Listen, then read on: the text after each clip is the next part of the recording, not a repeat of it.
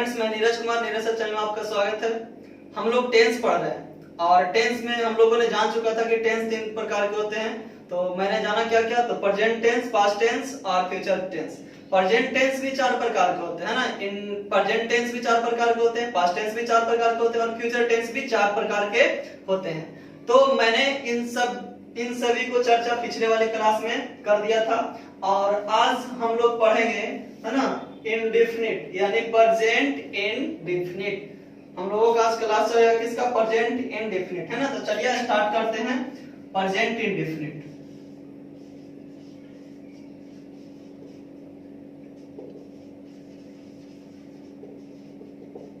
Present indefinite tense, है ना।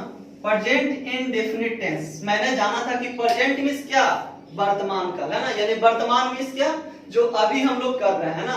तो ऑलरेडी हम लोग ये जान चुके थे कि प्रेजेंट किसे बोलते हैं, पास्ट किसे बोलते हैं और फ्यूचर किसे बोलते हैं। तो सबसे पहले हम लोग जानेंगे प्रेजेंट इंडेफिनिट टेंस। तो प्रेजेंट इंडेफिनिट टेंस है क्या और किसे बोलते हैं, तो इसका डिफिनेशन होगा present indefinite tense, present indefinite tense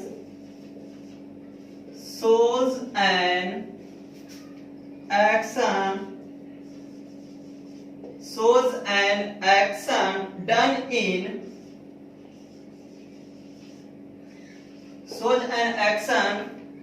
in general way in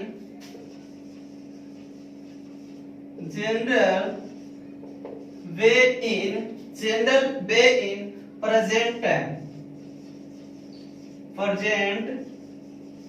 है ना। तो प्रेजेंट टेंस किसे बोलते हैं, बोला present tense shows an action done in general way in present time, यानी जो काम हम अभी कर रहे हैं उसे हम लोग क्या बोलते हैं, प्रेजेंट टेंस के नाम से जानते हैं। जैसे कि हम लोग पढ़ रहे हैं, हम लोग खा रहे हैं, सीता दौड़ रही है, सीता नाच रही है, जो काम यानी जो काम हम अभी कर रहे हैं उसे हम लोग प्रेजेंट टेंस के नाम से जानते हैं। तो सबसे पहले हम लोग जाने प्रेजेंट टेंस, और प्रेजेंट टेंस कितने प्रकार के होते हैं, यानी indefinite, continuous, perfect, perfect continuous, आज जो कि आज हम पहला पढ़ रहे हैं प्रेजेंट इंडेफिनिट, है ना।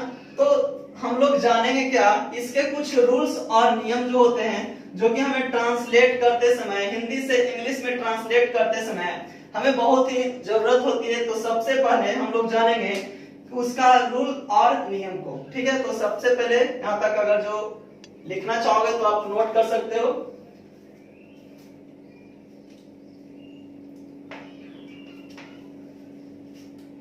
लिखते हैं रूल। सबसे पहले एक अफर्मेटिव होता है,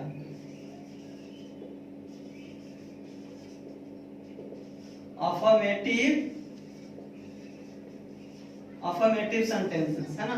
इसका क्या रूल है, तो सब्जेक्ट प्लस V1 या V5 प्लस ऑब्जेक्ट या अदर वर्ड आप लिख सकते हो, है ना। Subject plus V1 plus object, है ना। तो इस example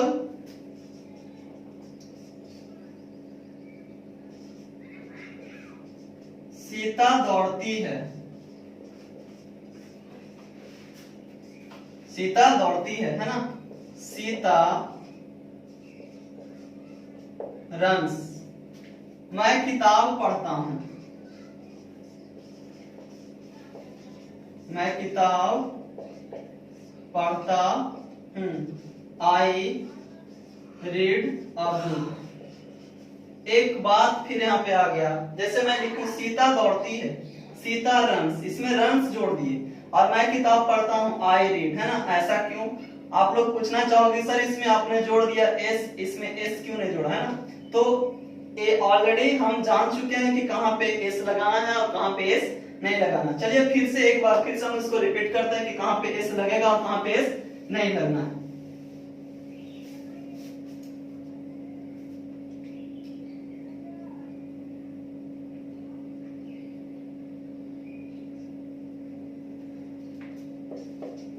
he, she eat name यानी Ram Patna,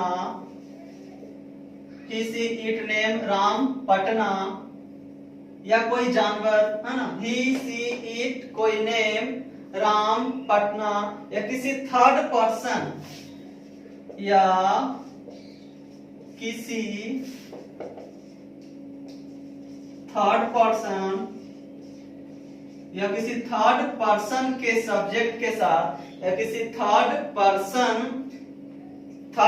singular number, third person singular number, third person singular number,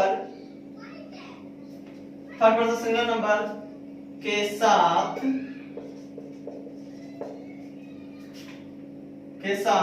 S या ईएस का प्रयोग किया जाता है ना। बोला है कि he see it name Ram Patna, या किसी थर्ड पर्सन सिंगुलर नंबर के साथ, थर्ड पर्सन सिंगुलर नंबर के साथ हम लोग यूज करते हैं क्या, एस या ईएस, है ना। तो मैंने जाना कि सीता नाम आ गया, ये थर्ड पर्सन है ना, ही सीट कोई नाम थर्ड पर्सन है, तो थर्ड पर्सन के अनुसार हम लोग वर्ब में एस या ईएस के प्रयोग किए। और दूसरी बात, सीता सिंगुलर सब्जेक्ट है, तो वर्ब में भी हमें क्या चाहिए, सिंगुलर, इसीलिए मैंने एस का यूज किया। चलिए ठीक है, affirmative. Next negative,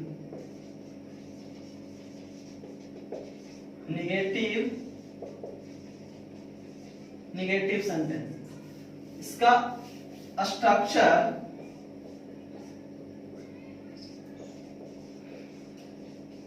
subject plus do या does plus V1 plus other word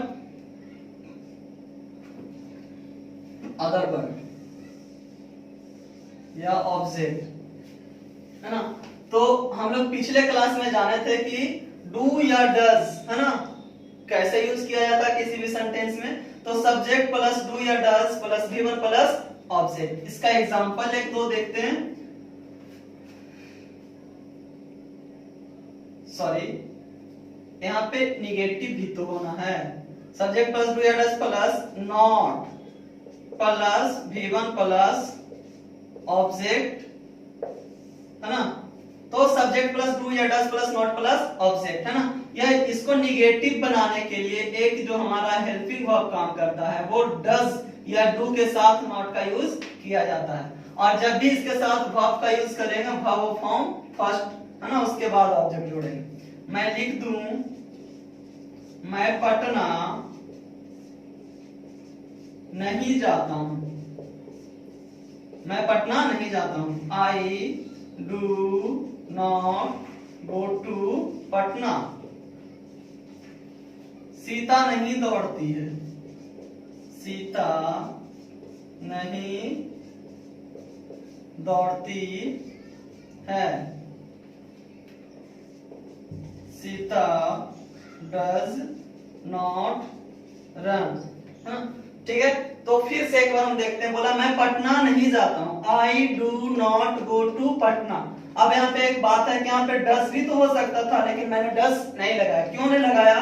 क्योंकि क्या आई है, जो आई क्या चीज है, सिंगुलर है, और सिंगुलर के साथ हमें सिंगुलर वर्ब का भी यूज होना है। और दूसरी बात, डू जब यहाँ पे लग गया तो डू के साथ नॉट का यूज होने के बाद हमेशा V1 का यूज होगा, है ना। सीधा थर्ड पर्सन सिंगुलर नंबर के अनुसार यहाँ पे डू के साथ मैंने डस का यूज किया, उसके बाद नॉट, उसके बाद रन। चलिए निगेटिव सेंटेंस। अब आते हैं इंट्रोगेटिव सेंटेंस पे।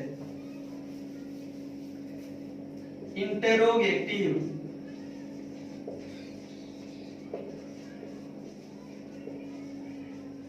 Interrogative sentence. तो इंट्रोगेटिव कहने का मतलब है प्रश्नवाचक चिन्ह, है ना। तो पहले इसका एग्जांपल, डू या does plus subject plus V1 plus other word plus question mark जरूरी है। क्वेश्चन मार्क नहीं रहेगा तो एक समझा नहीं जाएगा कौन सा इंट्रोगेटिव है।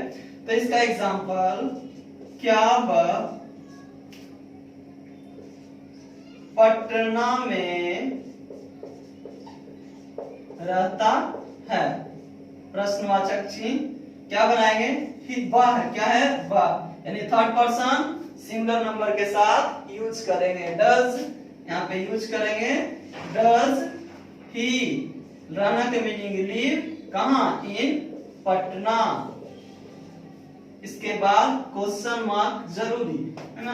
नेक्स्ट, क्या तुम हंसते हो? है ना। क्या यानी क्या है? You, do you laugh? Question mark, है ना। इंट्रोगेटिव हो गए। अब नेक्स्ट इंट्रोगेटिव निगेटिव।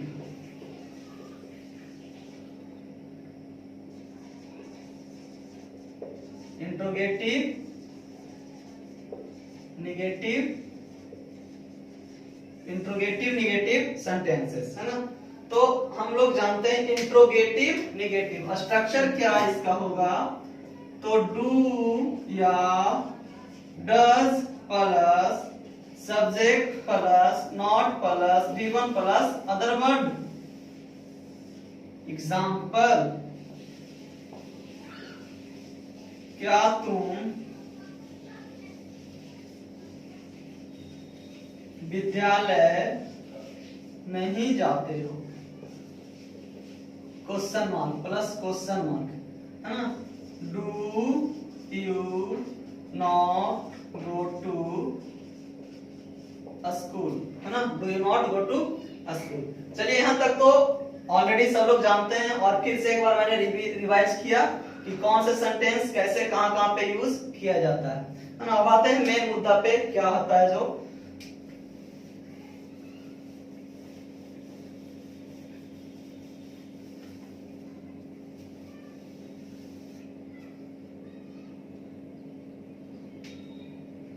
इतने सारे सेंटेंस को देखने के बाद हमें ये पता चलता है कि जिस हिंदी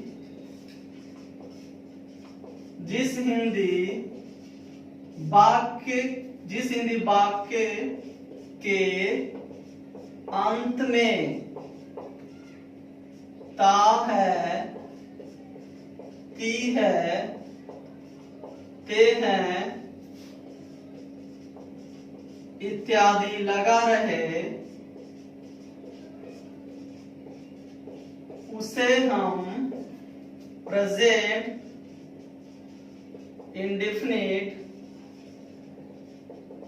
इंडेफिनिट टेंस का वाक्य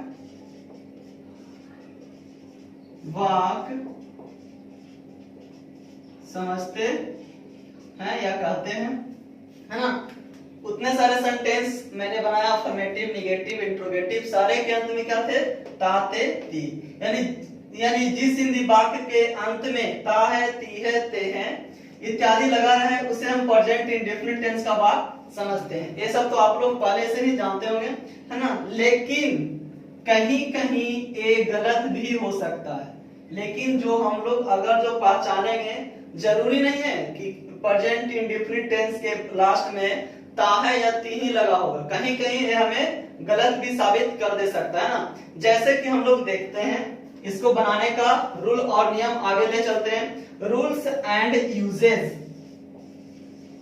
रूल्स एंड यूजेस, है ना। Rules and uses. तो पहला रूल नंबर क्या है? To show a present, to show a present habitual action, है ना। habitual action बोला है कि to show a present habitual action, यानी जो प्रेजेंट जो है हैबिचुअल एक्शन को प्रेजेंट करता है ना। To show a present habitual action. अब इसका एग्जांपल तो हम देखते हैं। मैंने कि जो मेरा हैबिट है ना, मैं ये कह सकता हूं कि ए जो मेरा है हैबिट को डिनोट करता है। जैसे कि मैं शराब पीता हूं, लास्ट में ता है तो लगाया, मैं समझ गया प्रेजेंट इंडेफिनिट टेंस। लेकिन अगर जो मैं शराब पीने की लत है ना, बहुत सारे सेंटेंस है, तो बोला है to show a present habitual action. जो मेरा हैबिट है वो प्रेजेंट टेंस क्या करता है, उसको शो करता है ना। मुझे सिनेमा देखने की आदत है, मुझे दौड़ने की आदत है, मुझे सोने की आदत है, मुझे पढ़ने की आदत है, मुझे दौड़ने की आदत है। यानी जो मेरा हैबिट है ना, मुझे सुबह 6 बजे उठने की आदत है ना, मुझे दौड़ने की आदत है। यानी जो मेरा हैबिट है उसे हम लोग बोलेंगे क्या, हैबिचुअल एक्शन। यानी जो मेरा हैबिचुअल एक्शन है उसी को डिनोट करता है क्या, प्रेजेंट इंडेफिनिट टेंस। इसका एग्जांपल, मैं शराब पीता हूं,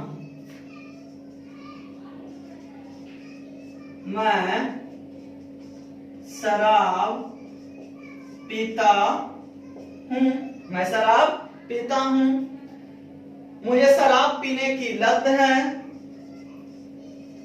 मुझे शराब पीने की लत है, मैं शराब पीने को अभ्यस्त हूं, मैं शराब पीने को अभ्यस्त हूं, है ना। यानी बोल रहा है कि मैं शराब पीता हूं, ठीक है। इसको और दूसरे सेंटेंस में भी बोल सकते हैं कि मैं शराब तो पीता हूं लेकिन मुझे शराब पीने की लत है ना, मुझे शराब पीने की आदत है। मैं शराब पीने का अभ्यस्त हूं, मैं शराब पिए बिना रह ही नहीं सकता हूं, है ना। मुझे शराब एकदम जरूरी चाहिए, एकदम शराब पीने की मुझे लत है। तो इसका हम लोग ट्रांसलेट कैसे करेंगे, सिर्फ 1 2 3 जो हमारे इंग्लिश हिंदी सेंटेंस देख रहे हैं उसे हम लोग इंग्लिश में कैसे कन्वर्ट करेंगे। तो आई ड्रिंक वाइन, आई ड्रिंक वाइन, आई ड्रिंक वाइन, है ना। मुझे शराब पीने की लत है या आदत है या अभ्यस्त हूं, सारे के सारे सेंटेंस को इंग्लिश में बोलेंगे आई ड्रिंक वाइन। चलिए नेक्स्ट रूल नंबर नेक्स्ट को हम लोग देखेंगे।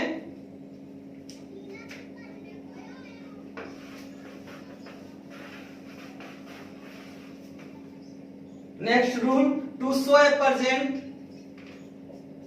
To show a present custom, to show a present custom और to show a present custom और रिचुअल, है ना। To show a present custom और रिचुअल, यानी बोल रहा है इससे हमें रीति रिवाज के बारे में भी क्या करता है, प्रेजेंट टेंस जो है हमारे रीति रिवाज को भी क्या करता है, डिनोट करता है। जैसे कि हम बोल सकते हैं क्या, हम लोग मंदिर में क्या करते हैं, पूजा करते हैं। हिंदू लोग मंदिरों में क्या करते हैं, पूजा करते हैं। या और कुछ भी रीति रिवाज के जो अंतर्गत आता है ना, हिंदू लोग मंदिरों में पूजा करते हैं। बोला है क्या, या हिंदू लोगों को मंदिरों में पूजा करने की प्रथा है ना। आप कुछ भी बोल सकते हो रीति रिवाज के अनुसार। जैसे कि हम लोग एक एग्जांपल में लिखेंगे, हिंदी लोग मंदिर में पूजा करते हैं, हिंदी लोग मंदिर में पूजा करते हैं, मंदिर में पूजा करते हैं, है ना। नेक्स्ट एग्जांपल हम लोग लिख सकते हैं, हिंदुओं की मंदिर में पूजा करने की परंपरा है, हिंदुओं की मंदिर में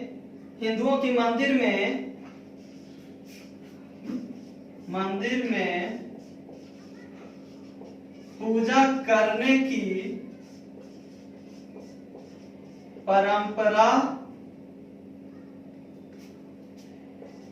परंपरा है ना। हिंदुओं के मंदिर में पूजा करने की परंपरा है या प्रथा है लिख सकते हैं, या रिवाज है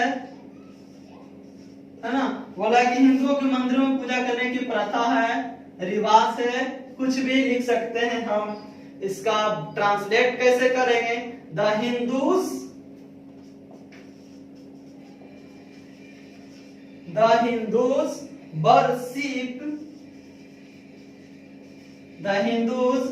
worship in temple, है ना। सारे के सारे ट्रांसलेट हो गए।